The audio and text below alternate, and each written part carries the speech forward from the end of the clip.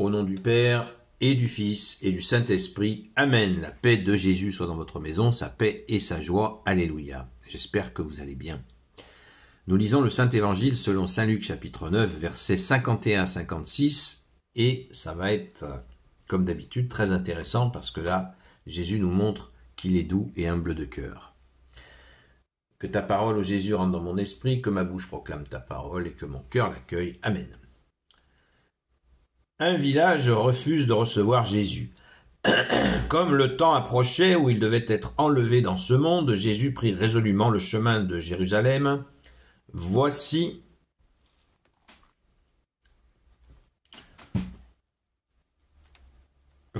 qu'il envoie des messages devant lui. Ils partent et entrent dans un village de Samaritains pour préparer son arrivée.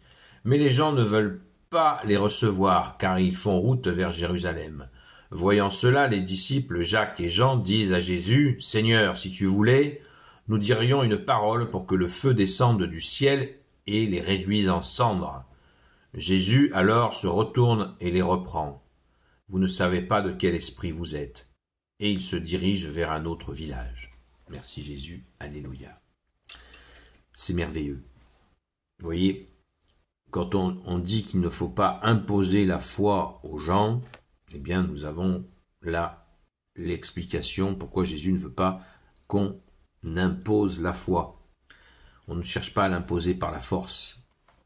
On invite les gens par le cœur, leur montrer que Jésus est l'amour, la justice, la miséricorde, et que c'est notre plus grand bonheur que de l'accueillir. Et là, il y a une confusion, on le voit, dans la tête des apôtres. Vous vous rendez compte ?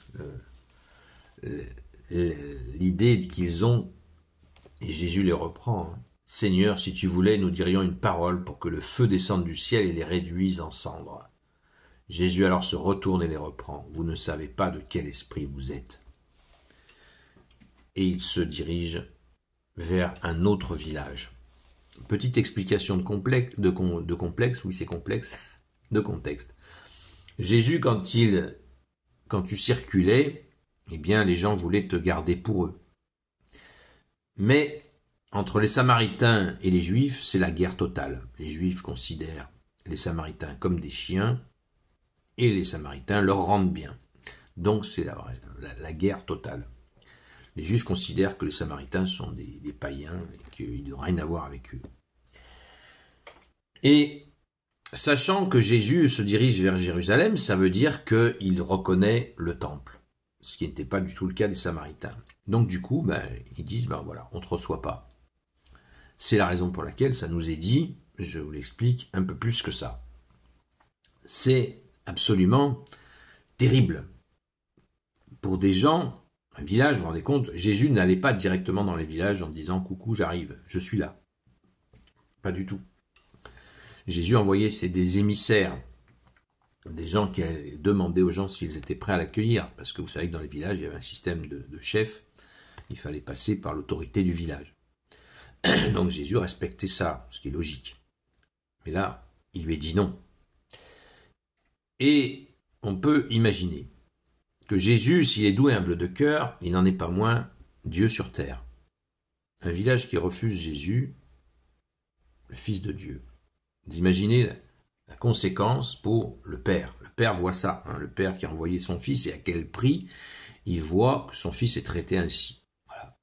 Alors je ne dis pas que le Père va pulvériser ce village, je ne dis pas ça, comme les apôtres, mais je pense que c'est chaud, quoi. Refuser la grâce, c'est refuser la grâce. C'est quand même, il faut prendre conscience de ça. Et on le voit, quand on refuse la grâce, eh bien, on se prend le malin, le démon en pleine gueule. Et c'est ça il faut faire attention à ça. Vraiment, accueillons Jésus, l'amour sur terre, la justice sur terre, la miséricorde sur terre. Accueillons le Fils bien-aimé, car pour faire la gloire du Père, il faut accueillir le Fils. Et oui, rappelons-nous que Jésus avait dit à ses disciples et à ses apôtres, si on ne vous accueille pas, frappez vos sandales, et même la poussière qui est restée collée à vos pieds dans ce lieu qui vous refuse, eh bien vous allez la laisser. Cette paussière est symbole de tout ce que les apôtres et les disciples étaient venus guérir, élever, transformer, libérer. Si vous ne voulez pas de tout ça, eh bien on vous le laisse. Jésus dit, laissez-leur. Mais Jésus, dans sa miséricorde, rajoute cette phrase, mais dites-leur, vous avez été visités, et le royaume des cieux est passé par là. Voilà le message qu'il faut garder. Là, c'est plutôt encore plus étanche, puisqu'ils ne sont même pas rentrés dans le village.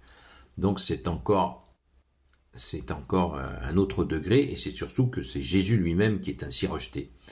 Ça, comme dirait l'autre, ça craint du boudin. Mais c'est une autre histoire. On pourrait faire une étude intéressante de savoir les lieux qui ont refusé Jésus. Qu'est-ce qui s'est passé dans l'histoire? Je l'ai déjà fait un petit peu, j'en dis pas plus.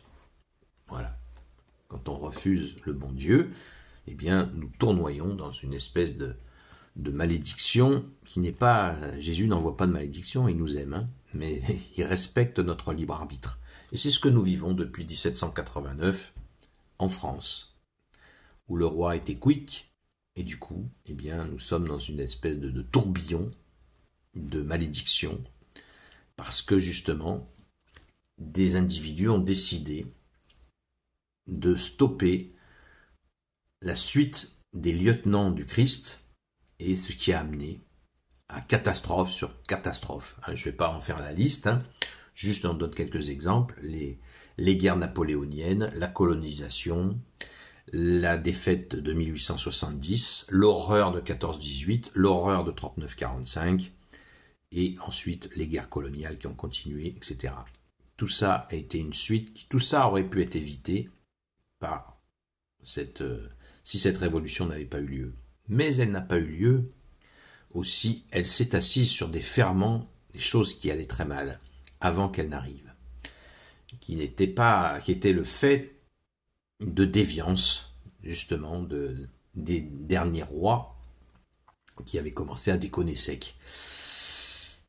Et d'ailleurs, on se souvient de la visite de sœur Marguerite Marie qui a été voir Louis XIV pour lui dire que si il ne changeait pas les choses dans le royaume, s'il ne purifiait pas le royaume, dans 100 ans, il y aurait une abominable révolution qui détruirait tout.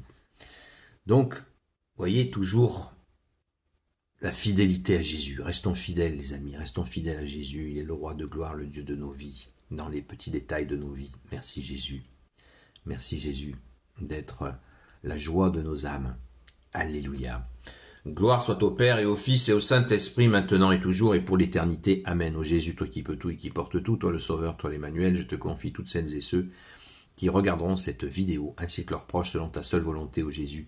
Sainte Marie, Reine des cieux, toi l'Immaculée Conception, toi qui écrases le serpent, toi qui es la lune sous tes pas, toi notre Mère, Notre-Dame, Saint Joseph, toi le juste et le saint, toi le sage, toi la terreur des démons, toi le saint gardien de la Sainte Église catholique apostolique, je vous confie,